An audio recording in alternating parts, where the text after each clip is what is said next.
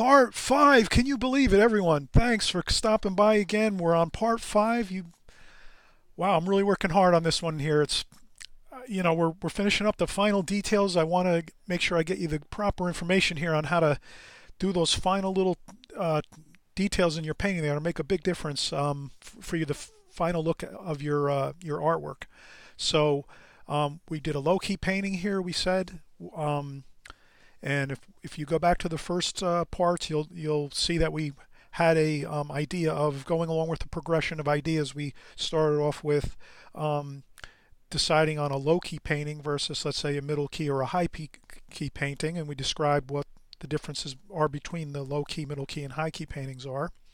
Then we decided to on the painting, we wanted to make it a warm painting, so we wanted to go with more of course the warmer colors, the golds, the reds, um, to have that feel of warmth, and we kind of associated that with the perhaps this is in the countryside. It's in the summertime. It's a warmer climate perhaps, and it's either sunrise or sunset because the look of this painting here, as you can see, is sort of um, it's not extremely bright. There's not a lot of highlights and things. It's more of a feel of like a sunrise or a sunset. So we had some interesting ideas that we came along with as we progressed through this video series on low-key paintings.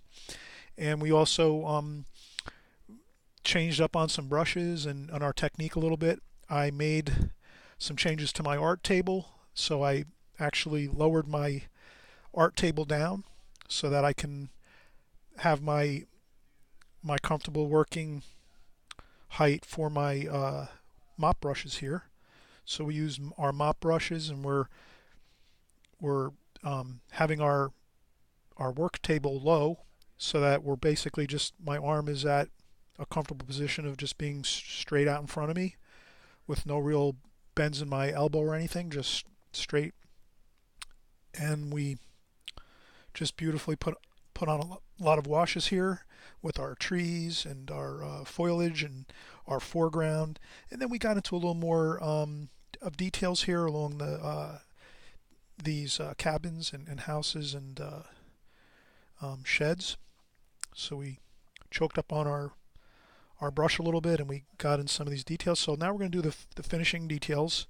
And again, you can always go with the safe idea of under finishing your paintings versus doing too much to them. So, you can, does this make sense? You can always go back and add a few things, but once you add too many things, it's, as you know, in watercolor, you really can't, I mean, you can make repairs on watercolors, but it's difficult sometimes depending on what kind of paints, and that's probably a whole video series or two of just talking about what paints are easy to lift off the paper once they're on the paper and have dried and so forth. And if you've been working with watercolors a long time, you probably know all that stuff, but not to make it too much of a detail here about correcting watercolors, but the idea is if you underfinish and do your details sparingly, you can always wait a day or two and then come back and look at it and decide if you think it can be fine as it is, or if you want to do, add some more details. So let's just add the final details, and we'll see how things come along here.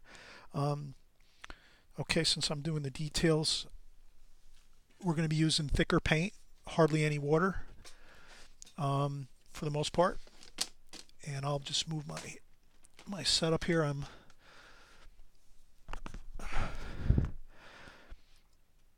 So when we did our drawing, we put in the fence posts here. So we'll put in some fence posts and fence. I'm using just a round brush now versus the mop brush, which holds a lot of water. This holds a little less water, a regular round Kolinsky sable brush.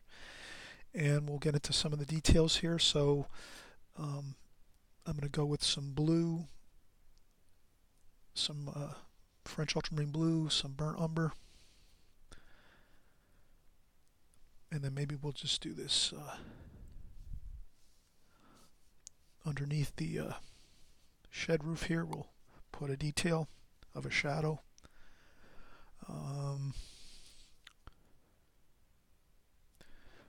With shadows, sometimes they look a little better if they're more transparent, so not too much water, but enough that we'll see a little bit of transparency there.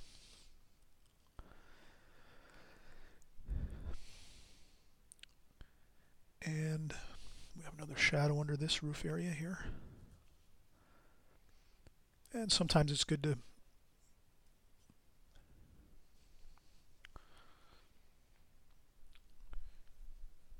maybe change up on the color a little bit when you do shadows. Do a couple. Lift some paint occasionally, maybe, just to.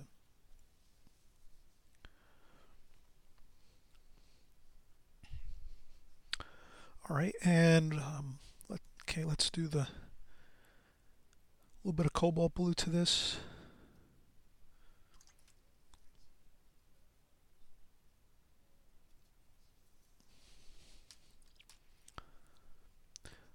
We haven't used a lot of blue, so a little bit of French ultramarine blue mixed with a little bit of the warmer color of the burnt umber makes a nice shadow color. So we'll just do that. So with this technique here, you want to rest your hand on the board and then just do the, this is what I find comfortable. I guess you have to find your own technique, but I just rest my hand on the board and then just do a little bit at a time as I go with the shadow. And then a little bit on the underside.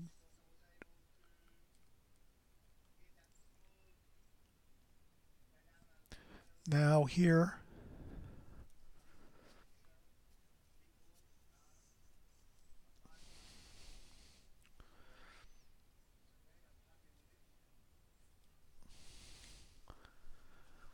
you can change around the color a little bit with your shadows too.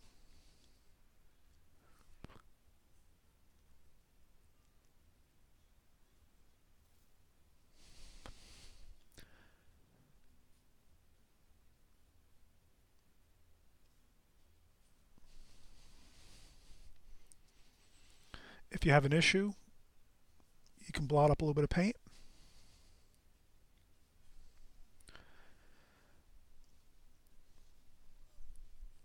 Okay, this was the, we said this was the, that was the trailer.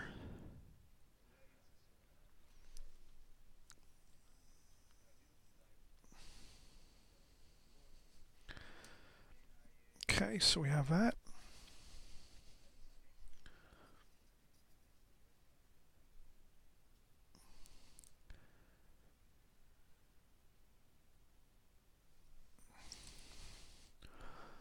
Okay, you can see here I'm just working carefully as we go. We're going to do some figures.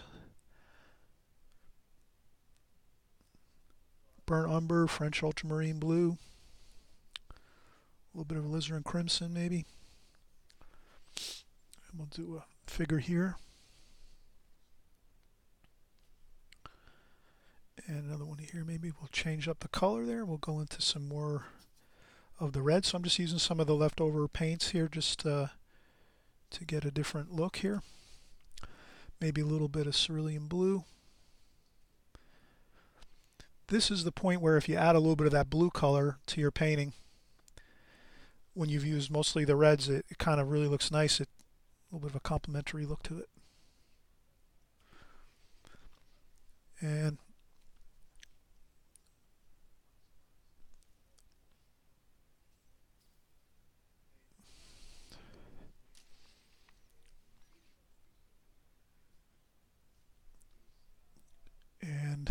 we have another figure over here.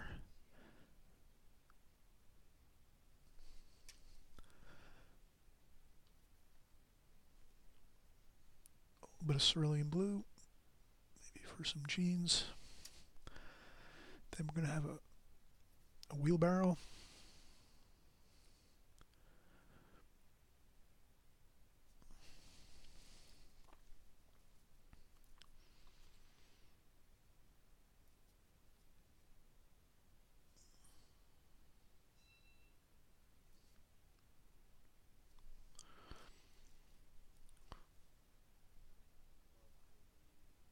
And then we'll go with some cadmium red for the faces of the figures.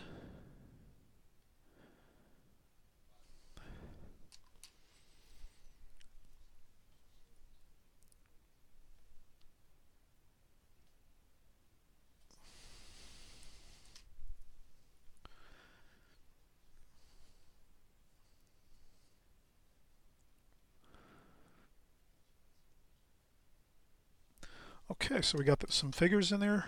We can do a little more touch-ups on the figures once we're let that dry a little bit. So sometimes if your figure doesn't look exactly the way you want it, let it dry completely, then go back and maybe add a little bit of paint to it to fix it up a little bit if you like, or some highlights, maybe some. Here it's a low light situation, so we're not going to have any bright highlights, but we will continue on here, and we're going to pick up some more burnt umber, French ultramarine blue, some cad red. We're going to keep putting in the same colors: French ultramarine blue, cad red, burnt umber, some nice darks, and then we'll get in some fence posts here. This would be a nice time. You maybe dry off the brush a little bit, get some dry brush look.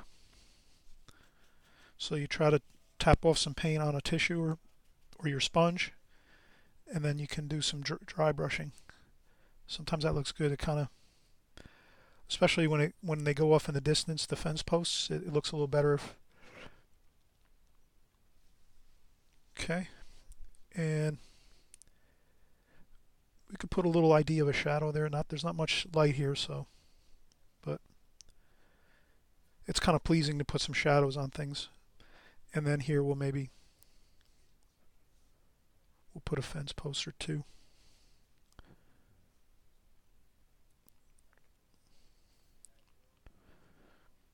And then here I'm going to try doing a few. And then again, quickly we do they look kind of nice when they're just not too much. I'm not fussing around too much, as you can tell. That can be a problem with too much details of taking too much time on details can sometimes be an issue. So I try to, here in the foreground, they're a little more. I took a little more care here, but once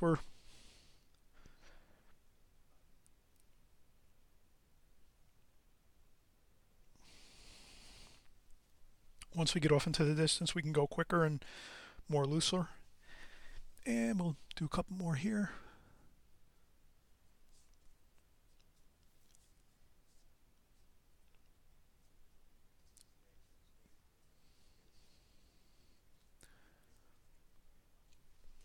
All right, that looks pretty good. I think we're pretty much set here. We have mostly everything completed nicely.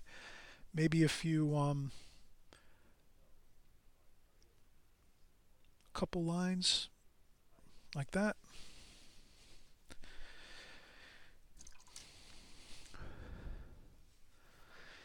And we could take a little bit of some Chinese white and yellow ochre.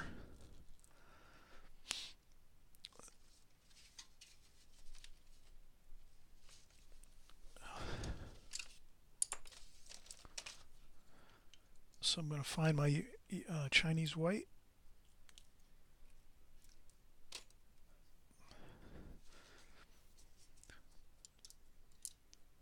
Okay, so a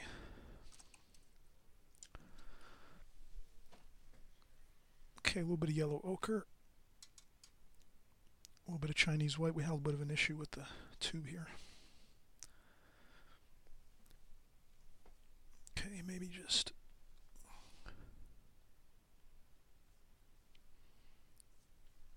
there we go. All right, so I find everything is looking good. The details are fine. Let's call this a completed painting. We can always come back a day or two later and maybe touch up a few things that we didn't think went perfectly well, but for the most part, we have it completed. So I hope everyone enjoyed this. We'll come back next time and have a great time doing some more paintings. Bye-bye.